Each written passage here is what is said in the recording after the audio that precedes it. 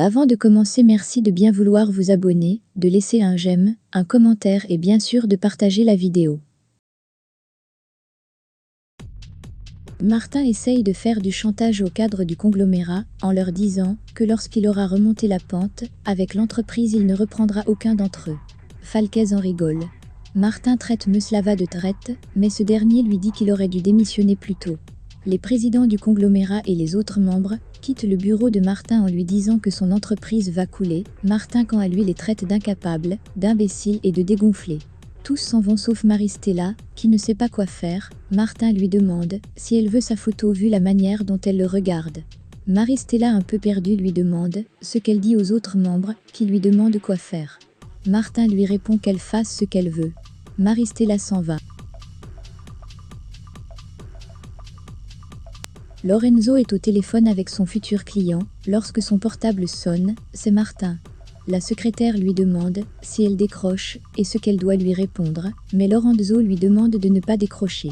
Lorenzo se demande même s'il ne doit pas disparaître. Le prince est au téléphone et met au point les derniers détails de sa cargaison qui arrive. Ada qui est à côté tend l'oreille pour tout enregistrer. Ada fait remarquer au prince que, depuis qu'elle est revenue, il ne prête pas attention à elle, pourtant elle lui a dit qu'elle était allée s'acheter un bikini qu'il aime particulièrement. Le prince dit à sa femme que ce n'est pas l'envie qui lui manque, mais il veut profiter à tout mettre au point, avant que Pirata ne soit là, car il pense que Jimmy a raison, quand il dit que quelqu'un, proche de lui informe la police, et pour lui c'est Pirata. Ada fait celle qui défend Pirata en disant qu'il ne peut pas faire une telle chose. Elle demande au prince quand est-ce que la cargaison arrive. Elle fait celle qui demande ces informations pour savoir quand elle pourra avoir sa voiture. Le prince lui dit que mercredi, sans faute elle aura sa voiture. Le prince lui dit alors l'heure et le jour exact de l'arrivée de la cargaison.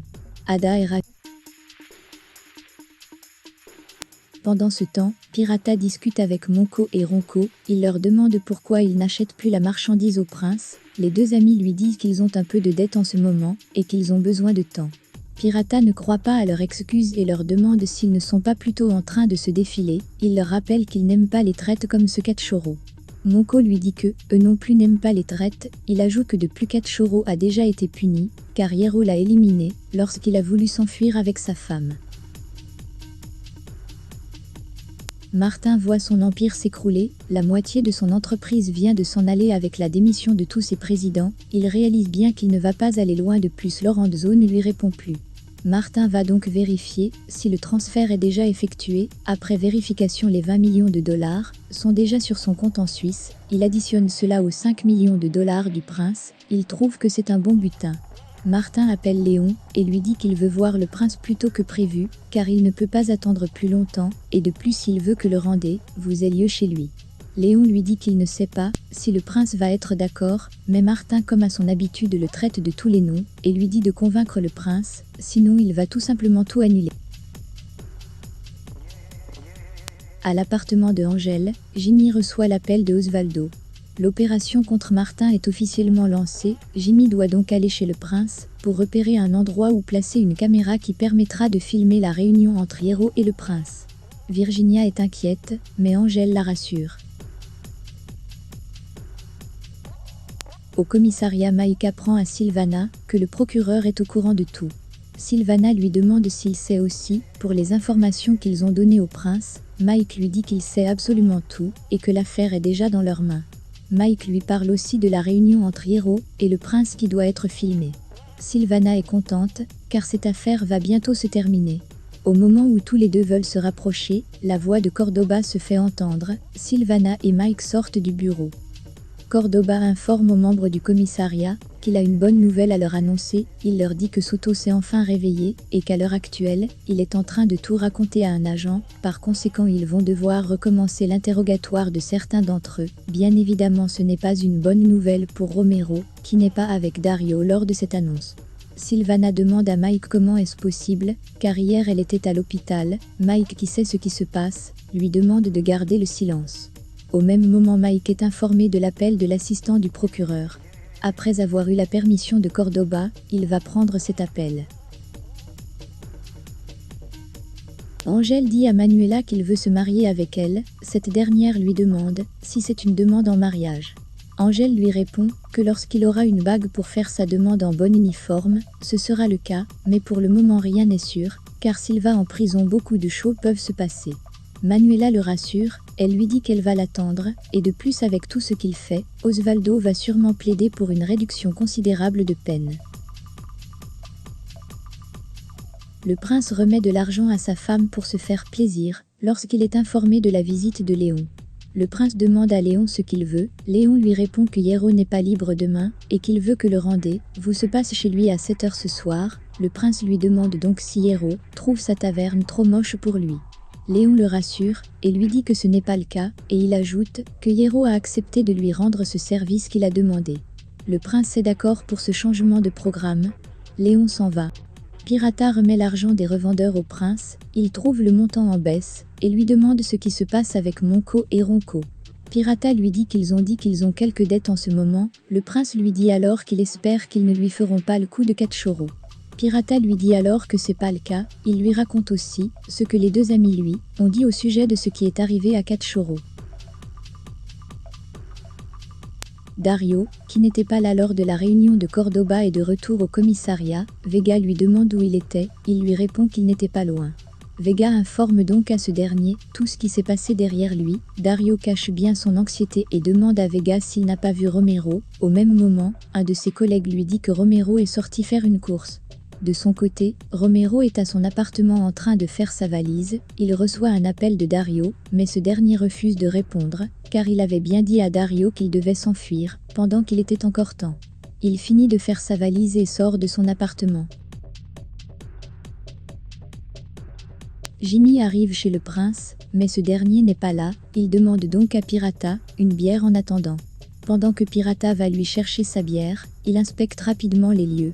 Jimmy décide d'attendre le prince un moment, il profite à poser à Pirata quelques questions sur le prince et ses activités, Pirata qui ne se doute de rien répond à toutes ces questions. Topo arrive chez Angèle, il a avec lui une caméra parfaite pour enregistrer la réunion entre Hierro et le prince. Angèle est ravie, mais il lui annonce que Osvaldo ne veut pas qu'il s'en mêle. Topo lui dit alors qu'il n'y a pas de souci tant que quelqu'un réussit à faire cet enregistrement, c'est ce qui compte. Il décide donc de s'asseoir et d'attendre les nouvelles de l'avancement de l'opération, car l'attente risque d'être longue. Angèle demande donc des nouvelles de Perla et de Junior, Topo lui répond qu'ils vont bien. Il demande ensuite les nouvelles de son père, tout de suite Topo est gêné. Perla de son côté à la cafétéria raconte à son père tout ce qui se passe avec le père de Topo, Suzy apprend également que ce dernier a failli abuser d'elle. Ils sont choqués et dégoûtés par l'attitude du père de Topo. Ada est en train de sortir, elle trouve Jimmy avec Pirata. Elle dit à Pirata de dire au prince qu'elle est sortie voir sa mère qui est malade. Pirata lui dit qu'il va mettre du temps, car il est parti à sa réunion. Ada, qui sait de quelle réunion il s'agit, acquiesce et s'en va. Jimmy dit à Pirata qu'il comprend pourquoi le prince ne lui a pas répondu lorsqu'il l'a appelé. Pirata lui dit alors qu'il a une réunion importante avec Hierro et qu'il a sûrement éteint son téléphone. Jimmy surpris lui demande si ce n'était pas prévu pour demain. Pirata lui dit que cela a été avancé à ce soir chez Hierro. Après avoir eu toutes ces informations, Jimmy s'en va à son tour. Topo raconte à son ami le chantage que lui a fait son père. Angèle est dégoûtée, surtout le fait de perdre la moitié de son héritage à cause de lui. Il propose même de lui rembourser. Bien sûr, Topo ne veut pas de remboursement. Manuela dit à Topo que même avec ce qui va lui rester, c'est toujours un bel héritage. Elle dit ensuite à Topo que lorsqu'elle va se marier avec Angèle, elle souhaiterait qu'il soit l'un des témoins de leur union. Topo est ravi. Au commissariat, tous parlent du réveil de Soto et de ce qu'il est en train de dire. Ils parlent aussi de Jimmy, car l'assignation de sa femme a été levée. Ils pensent qu'il a été arrêté depuis Mike a reçu un appel de l'assistant du procureur. Silvana, qui est avec eux, leur dit qu'elle ne pense pas que Jimmy ait été arrêté. Au même moment, Dario perd patience, car depuis il essaye de joindre Romero qui ne répond pas. L'un des collègues demande donc où est passé Romero. Silvana insinue donc qu'il est peut-être inquiet au sujet de ce que Soto est en train de révéler. Ils commencent tous à se poser des questions. Cependant, ce qu'ils ignorent, c'est que le réveil de Soto est une invention de Cordoba, qui est en ce moment en train de se rassurer que la surveillance à l'hôpital ne baisse pas et surtout, qu'il ne donne aucune information sur l'état de santé du capitaine. Jimmy est sur le chemin du retour, lorsqu'il surprend un appel de Ada donnant des informations à quelqu'un au téléphone. Jimmy est intéressé et veut en savoir plus, mais il s'agit d'un piège. Pendant qu'il veut suivre la trace d'Ada, cette dernière l'assomme avec une bouteille. Andrés prévient à Horacio que son oncle, futur client du cabinet, va bientôt arriver. Horacio remercie Andrés pour ce client apporté au cabinet et lui propose même une sortie. Andrés est visiblement très touché par cette proposition d'Horacio. Quelques minutes plus tard, lorsque Jimmy se réveille, il est attaché à une chaise et bâillonné. Il voit Ada habillée en agent de police. Elle traite Jimmy d'idiot, car il a mis en danger toute leur opération, et qu'à cause des informations qu'il donne au prince, une grande quantité de drogue circule dans la ville. Jimmy, qui est bâillonné, essaye de lui dire quelque chose. Ada demande donc à l'un de ses hommes de le libérer pour qu'il parle. Jimmy dit à Ada qu'il n'est pas un flic corrompu, mais qu'il est en infiltration. Ada rigole et ne le croit pas. Jimmy lui dit qu'il cherche à piéger un criminel très rusé, qui s'appelle Martin Asro alias Hierro, et que lui et ses amis doivent enregistrer lors de sa réunion avec le prince. Il dit à Ada que si elle ne le croit pas, qu'elle appelle l'assistant du procureur. Ada est convaincue et demande à ce qu'on le détache. Une fois détaché, Jimmy appelle immédiatement Manuela et lui informe que le rendez-vous est pour ce soir et qu'il aura lieu à l'appartement de Martin. Manuela informe à Angel de ces changements. Topo leur dit qu'ils n'auront pas le temps d'installer la caméra chez Martin, mais Angel refuse de perdre cette occasion de prendre Martin la main dans le sac. Il décide que s'il le faut, il va aller lui-même poser cette caméra. Topo lui fait remarquer que c'est très risqué, mais Angel lui dit qu'ils n'ont pas le choix. Ils ont en leur possession une caméra et ils vont devoir prendre des risques.